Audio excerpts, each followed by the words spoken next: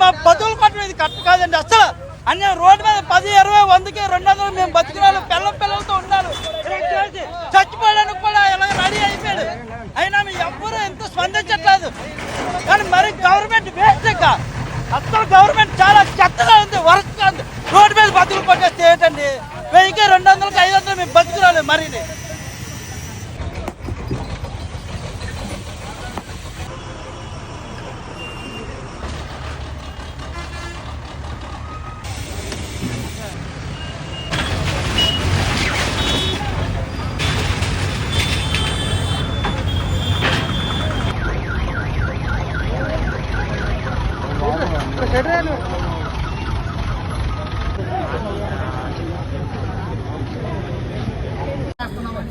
నెలకు 3000 రూపాయలు అంటే రోజు 100 రూపాయలు వసూలు చేసి అంటే ఆయన తెలివితేటలు పేదోడిని కడుపు కొట్టడానికి ఎలా ఉపయోగపడతాయి ఐఏఎస్ తెలివితేటలు. మరి ఈ ఐఏఎస్ గారు ఎలా ఉపయోగిస్తారో తెలియదు. ఇలా దౌర్జన్యంగా పడ్డారు.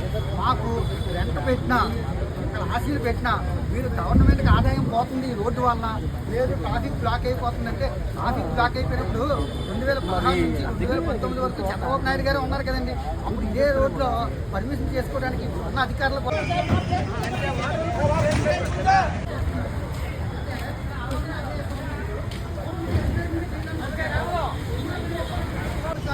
బ్యాక్ తేవాలి. కోపం అన్ని పథకాలు ఇస్తుంది, కోపం ఇచ్చింది, ప్రజల్లో అలకల్లో చేసి